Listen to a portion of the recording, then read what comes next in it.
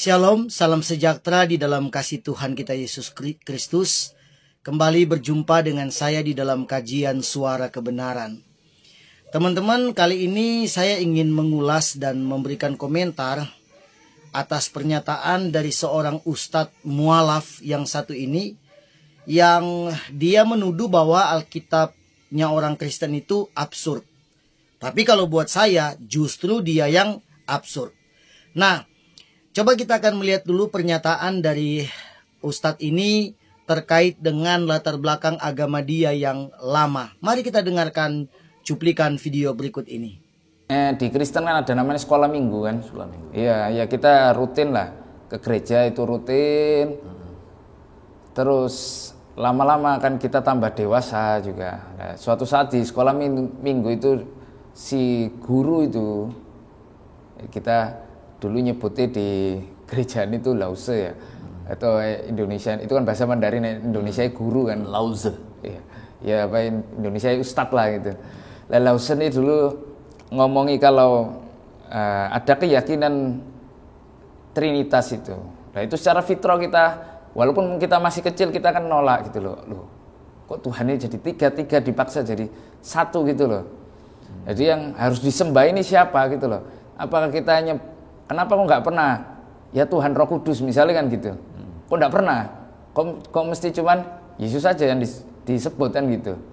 Tuhan Allahnya bukan atau Tuhan Bapa lah mereka kan. Itu pun jarang mereka sebut. Kalau memang tiga itu satu sama, kenapa kok cuman yang Yesus saja yang disebut? Habis ini kan ya semua juga. Nah itu sudah bergejolak dari ya kita SD lah, waktu itu masih SD. SD sudah mempertanyakan konsep ketuhanan gitu. Iya, alhamdulillah. Jadi sempat mempertanyakan konsep Trinitas tadi ya. Iya.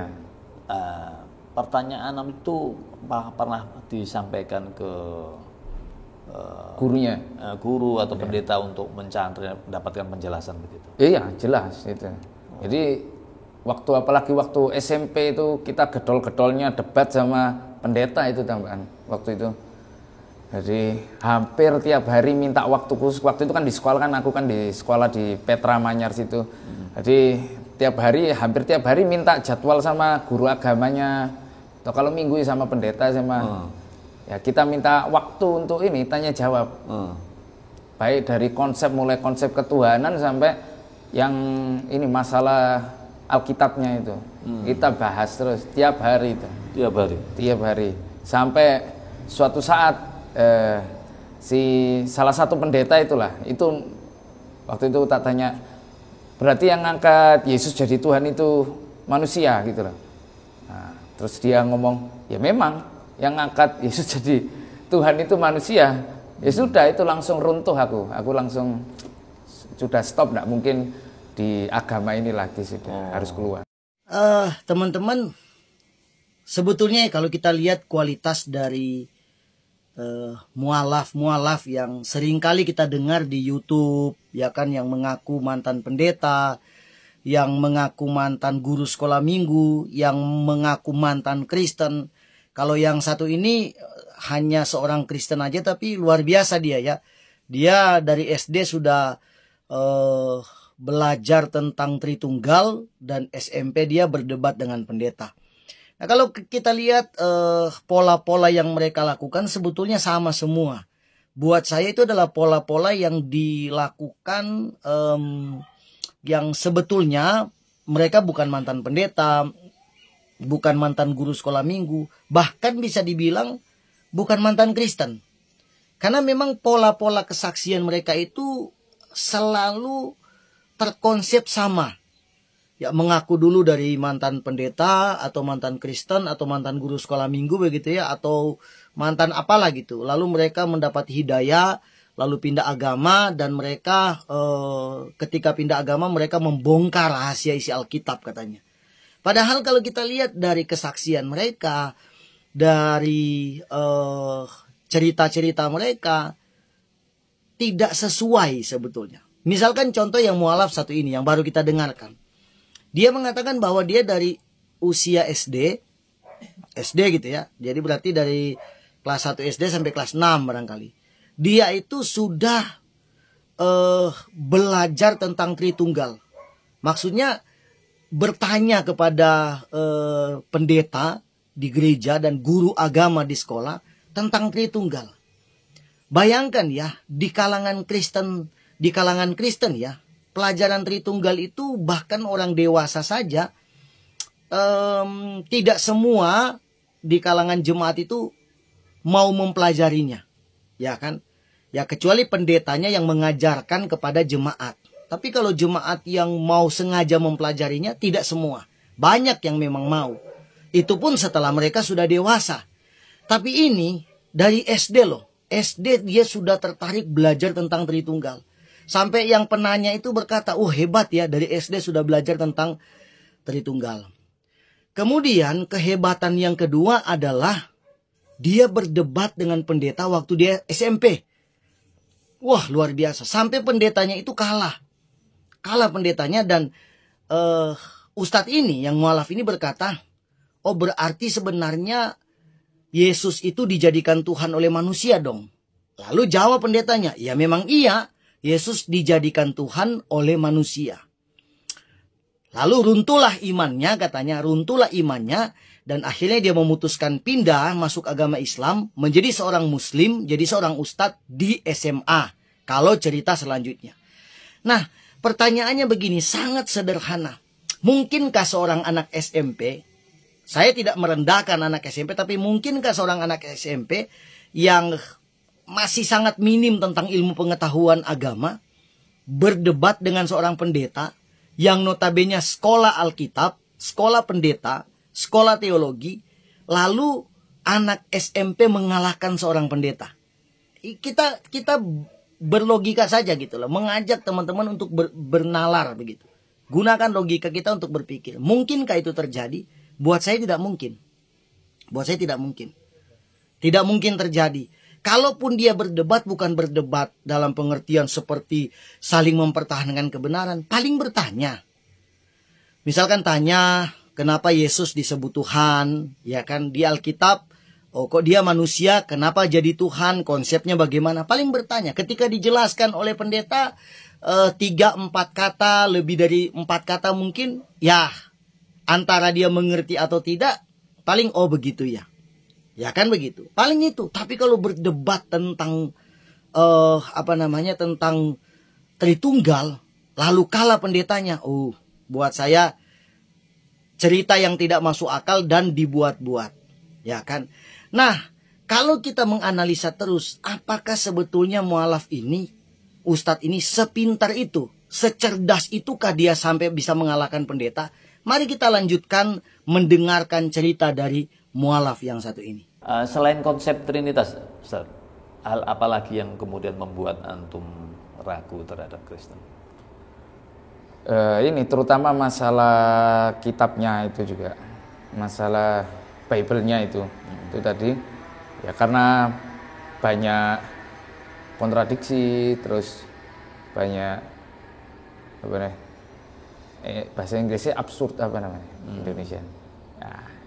Absurd. Ya, aneh atau ganjil gitulah istilahnya. Kejanggalan. Iya, itu. Aneh lah gitu. Maksudnya enggak mungkin itu perkataan Tuhan gitu loh maksudnya gitu. Dan ternyata kalau di Bible zaman sekarang itu kan campur. Itu ada yang mungkin perkataan Tuhan, ada yang mungkin perkataan Nabi, ada yang perkataan tukang cerita kan gitu. Ada yang perkataan orang lain lagi, bukan orang di sini. Contoh kayak di Matius kan itu mesti ini kan Injil Matius kan mesti ini Matius yang cerita. Tapi ketika kita baca jadi Matius ini jadi orang ketiga yang menceritakan Matius kan berarti bukan dia yang nulis gitu loh. Matius bertemu Yesus. Mesti ini kan kalau memang Matius yang nulis kan aku bertemu Yesus, pakai aku kan gitu. Bukan Matius kan gitu. Ya itu yang menyebabkan inilah aneh lah gitu. Ya.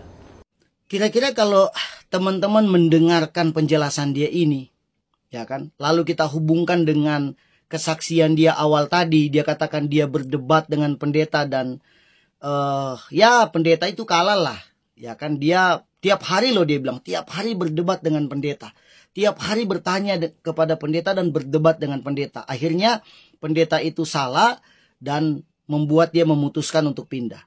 Kira-kira kalau orang itu berdebat kan gitu. Orang itu kalau berdebat berarti kemampuan debat dan kemampuan pengetahuan dia tentang isi Alkitab harusnya sudah hebat dong ya. Minimal samalah dengan pendeta itu, maksimal dia lebih dari pendeta itu. Harusnya begitu. Tapi ketika kita mendengarkan penjelasan dia yang kedua ini, kita bertanya nih, mungkinkah dia sepintar itu atau absurd orangnya?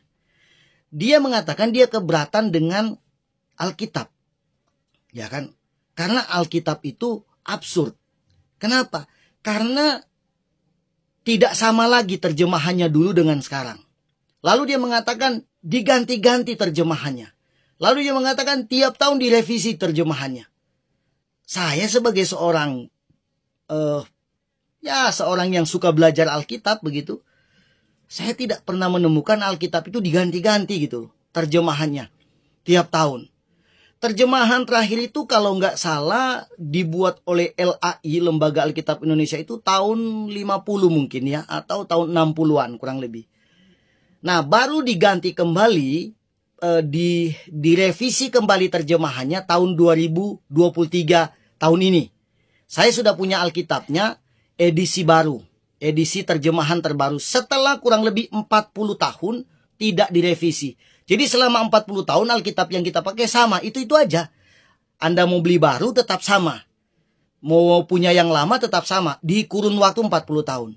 Nah, baru 2023 ini direvisi kembali. Tapi itu pun revisinya tidak banyak. Hanya ada beberapa kata yang misalkan tidak mudah atau sulit untuk dipahami oleh orang. Terjemahan Indonesia. Sehingga dipermudah. Tapi itu pun tidak menggeser nilai yang sesungguhnya dari terjemahan asli, yaitu bahasa Yunani dan Ibrani. Tidak. Sama aja sebetulnya. Cuma karena memang kosakata Indonesia ini kadang-kadang memang banyak pengertiannya, sehingga dicarikan kosakata yang masih sama pengertiannya, tapi berbeda sebutan. Ucapannya berbeda. Lalu dicantumkan itu, sehingga orang bisa memahaminya. Kira-kira begitu ya. Nah, jadi kalau dia mengatakan tiap tahun diganti, diubah-ubah, dari situ kita udah bisa melihat dia tidak punya kemampuan dan tidak tahu sama sekali tentang Alkitab. Yang kedua, dia mengatakan bahwa kok Alkitab isinya beda-beda gitu. Ada perkataan Tuhan, ada perkataan Nabi, ada perkataan penulis, dan ada perkataan orang lain. Ya kan? Nah, pertanyaannya maksudnya opo gitu. Pertanyaannya maksudnya apa gitu. Perkataan Tuhan, perkataan Nabi, perkataan penulis, perkataan orang lain itu maksudnya apa? Nah, itulah menandakan dia tidak memahami tentang isi kitab suci. Dia tidak tahu sebetulnya, dia buta terhadap Alkitab. Sehingga ketika dia mungkin pernah coba untuk membaca, itu pun barangkali tujuannya untuk mencari kesalahan. Lalu dia menemukan tulisan-tulisan di dalam, ada tulisan Paulus, ada tulisan ini, ada tulisan itu. Loh, kok ini Alkitab, kenapa tulisan itu? Itulah dia tidak memahami isi Alkitab. Sehingga dia menyimpulkan bahwa Alkitab itu absurd. Lalu dia kasih contoh, misalkan Injil Matius. Injil Matius, kok tapi yang bicara orang lain, ada orang ketiga. Harusnya kan hanya Matius dengan Tuhan Yesus. Kenapa jadi ada orang lain yang bicara di dalamnya? Nah, ini memang dia tidak paham. Ya, saya menganjurkan dia kalau mau belajar Alkitab, mending belajar yang benar deh. Ya, sini tak ajarin gitu. Saya ajarin dengan rela hati untuk memahami tentang konsep dari Alkitab. Lalu dia mengatakan begini. Kan Matius katanya yang berjumpa dengan Yesus. Kenapa orang lain mengatakan begini? Matius berjumpa dengan Yesus. Harusnya kalau Matius sendiri yang berjumpa dan dia menulis, harusnya bilang begini, saya berjumpa dengan Yesus. Tidak ada perkataan di dalam Alkitab Matius berjumpa dengan Yesus. Ya kan?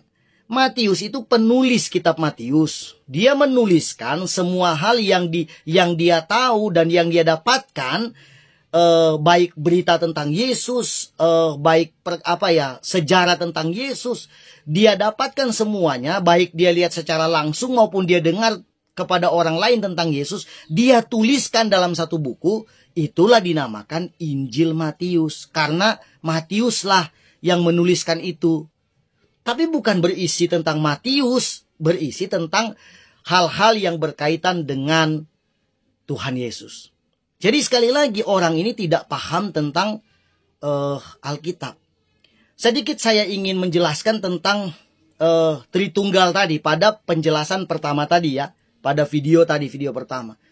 Dia katakan begini, loh kalau Tritunggal, kenapa berdoa hanya Yesus saja? Kenapa tidak pernah berdoa kepada Allah, tidak pernah berdoa kepada Roh Kudus? Kalaupun berdoa kepada Allah dan Roh Kudus itu jarang sekali. Kenapa Yesus? Bagi kami, kita sudah sering kali katakan bahwa Tritunggal itu yang menjelaskan tentang konsep Allah Bapa, Allah Putra, dan Allah Roh Kudus, ya kan? Itu ketika kita berdoa kepada Bapa, atau berdoa kepada Anak, atau berdoa kepada Roh Kudus, itu sama dengan kita sedang berdoa kepada pribadi itu, tiga, yang di dalam satu kesatuan itu tadi. Jadi, soal penyebutan, saya berdoa misalkan, Bapa di surga, terima kasih Tuhan misalkan. Atau Tuhan Yesus, terima kasih buat pertolonganmu. Atau Roh Kudus, terima kasih buat penyertaanmu misalkan. Itu tidak ada masalah. Penyebutan itu tidak menjadi masalah. Saya mau menyebut nama Yesus, menyebut nama Bapa, menyebut nama Roh Kudus, atau menyebut ketiga-tiganya. Ya akan menyebut Allah Bapa, Allah Putra, dan Allah Roh Kudus, terima kasih sudah menolong saya. Misalkan begitu, contoh ya. Tidak ada masalah. Tidak berarti karena saya menyebut nama Yesus, lalu Allah dan Roh Kudus itu kenapa nggak disebut, diabaikan. Tidak ada masalah. Karena mereka satu kesatuan, satu unity. Bukan tiga yang terpisahkan, tapi satu kesatuan di dalam tiga eksistensi atau tiga peranan yang berbeda-beda. Tapi satu kesatuan di dalam keilahian Allah. Itulah Tritunggal. Nah, dia nggak mengerti tentang konsep itu. Katanya dari SD sudah bertanya, SMP mengalahkan pendeta, tapi nggak ngerti tentang konsepnya. Nah, pertanyaannya begini. Kan dia bilang dari SD, belajar tentang itu, SMP mengalahkan pendeta. Pertanyaannya begini, sebetulnya benarkah orang ini latar belakangnya Kristen, belajar tentang itu di Kristen lalu pindah? Kita dengarkan kesaksian dia selanjutnya. Berarti memang di keluarga sudah ada yang Muslim ya? Iya, ya yang alhamdulillah yang pertama mu'alaf itu kan kakek. Nah, kemudian kakek ini, keluarganya yang dari Abi itu dari kecil sudah Islam. Kemudian Abi itu mau niru ayahnya kan gitu, nikahi non Muslim dijadikan Islam. Tapi kan ternyata hidayah itu di tangan Allah Ta'ala, akhirnya tidak bisa gitu loh, sampai meninggal matat kafira, meninggal dalam keadaan kafir kan gitu. Ibundanya itu? Iya. Usia berapa meninggal? Waktu apa? Ibu meninggal usia berapa? Belum 50, belum 50, 40-an lah. 40-an. Usia berapa tuh SD? Ya, waktu itu ibu meninggal usia kurang lebih kelas 2 atau kelas 3 SD. SD ya? Iya. Terus selanjutnya? Antum tinggal sama siapa? Ya, Abi nikah lagi. Oh, sama iya. dengan Abi. Iya, sama Abi terus. Ya, teman-teman, sebelum saya mengomentari bagian ini, sedikit saya ingin memberikan semacam sebuah informasi kepada kita. Menurut yang suka saya dengar dari psikolog gitu ya. Seseorang yang ketika memberikan pernyataan, ketika ditanya memberikan pernyataan, kalau pernyataan dia itu di bagian awal dengan yang bagian akhir atau bagian selanjutnya tidak sama, selalu ekspresi dan gestur tubuhnya itu pasti terlihat. Salah satu contohnya misalkan megang hidung, ya gitu ya. Gini-gini. Pas ditanya dia pegang. Itu menunjukkan ada perubahan dan ketidaksamaan informasi. Nah, kalau kita hubungkan dengan dia, dengan yang mualaf ini, memang benar. Kita analisa. Tadi di awal dia mengatakan dia dari SD rajin ke gereja dan sering bertanya kepada pendeta tentang Tritunggal. SD itu berarti dari kelas 1 sampai kelas 6. SMP dia berdebat dengan pendeta. Kalau di kesaksian ini kita dengarkan ya, saya urutkan pelan-pelan. Kakeknya mualaf. Berarti menikah dengan seorang muslim. Lalu mendapatkan anak. Anak-anak dari kakeknya itu Islam semua. Berarti ayahnya juga. Kan dia bilang Abi, saudara-saudaranya dari kecil sudah Islam. Ayahnya menikah dengan seorang Kristen mungkin. atau Katolik atau apalah. Dia nggak jelaskan gitu. Tapi di usia kurang lebih 40 tahun, ibunya meninggal. Dan di usia 40 tahun ibunya itu kurang lebih, usia dia masih SD kelas 2. Usia yang mualaf ini. Lalu setelah meninggal, dia tinggal dengan ayahnya. Dan ayahnya menikah kembali dan sama muslim dan dia tinggal dengan ayahnya. Logikanya sederhana. Kalau mungkin waktu ibunya masih hidup, barangkali bolehlah ya. Separuh misalkan kalau anaknya 4, 2 di ayah, 2 di ibu. Atau kalau 2 anak, 1 di ayah, 1 di ibu. Ya katakanlah dia di ibunya. Tapi itu dari cuman SD kelas 2 loh. Ya kan umur berapa itu? SD kelas 2, 5, 6 tahun gitu atau 7 tahun. Lalu setelah ditinggal, ya dia tinggal dengan ayahnya.